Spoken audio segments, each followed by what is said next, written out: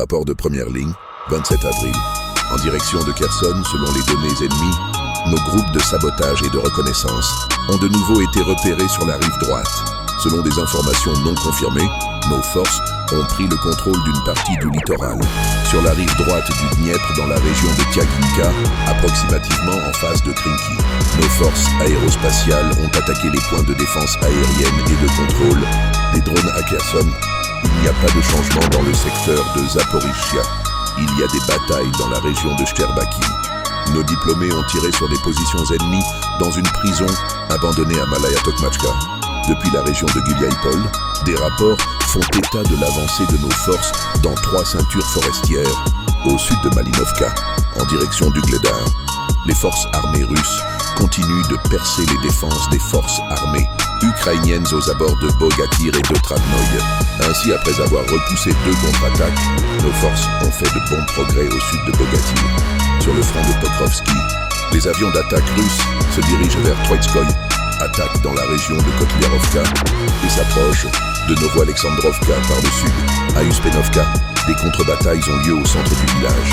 À l'ouest de Pokrovsk, une bataille se déroule à Kotlino et nos forces tentent également de prendre pied dans la partie orientale du Dakchny. Au sud de Pokrovsk, la situation est difficile à Lissovka. Les forces armées ukrainiennes utilisent un grand nombre de drones, empêchant nos forces d'avancer au-delà du centre du village. Sur la partie orientale du front, les forces armées russes ont pris le contrôle du village de Berezovka. Sur le flanc ouest de la section de Toretsk, les forces armées russes percent les défenses des forces armées ukrainiennes au nord-est de Sukaya, Balka. Au nord-ouest de Toretsk, l'armée russe a nettoyé le micro-district du Komsomol et, après avoir coupé la section ferroviaire entre les gares de Krivoï-Torets et de Klebanbik, a pris pied dans la partie nord de Cherbinovka. Sur le flanc est, nos forces ont avancé de 1,5 km le long de la voie ferrée au nord de Dachny, sur un large front se déplaçant entre Ozarianovka et Dilevka. À l'ouest de Dachnoï, les forces armées russes se déplacent derrière le terril de la mine de Toretskaya, d'où les forces armées ukrainiennes avaient précédemment transféré des réserves. On ne sait pas encore si nos forces ont réussi à y prendre pied. Une forte activité des unités de drones ennemies est également enregistrée dans cette zone, mais, comme on le rapporte du front, la verdure qui est apparue et qui n'a pas encore été brûlée aide dans une certaine mesure nos troupes à se cacher des drones ennemis, réduisant ainsi l'avantage des forces armées ukrainiennes dans ce type d'armement. Direction Tchassoviarsky, ils signalent une reprise dans le secteur sud, où les forces armées russes ont ramené leur position dans le micro-district de Shevchenko et ont consolidé leur position à la périphérie sud-est de Stupochki, dans les hangars.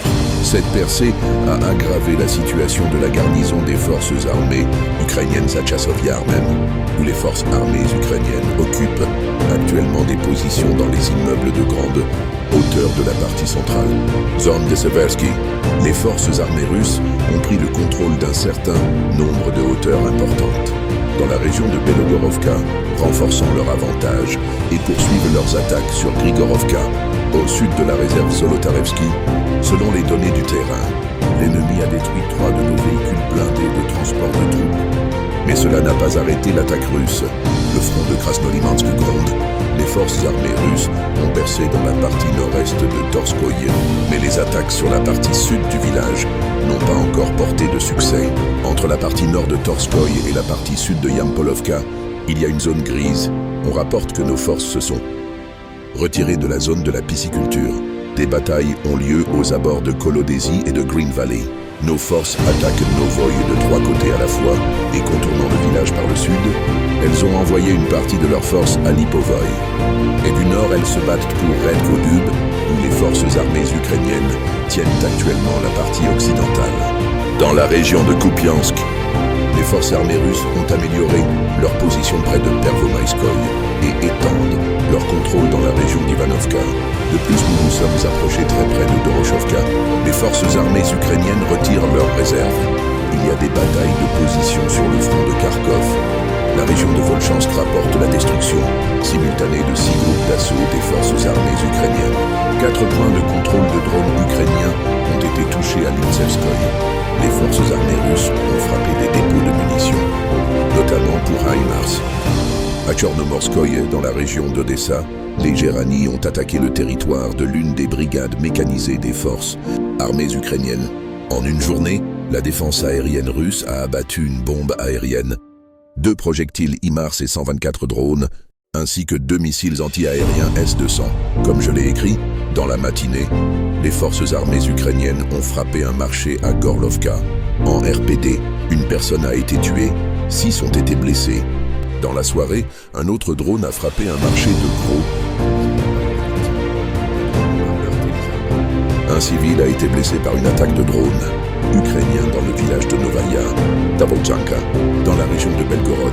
Voici à quoi ressemblait le 1158e jour du SVE.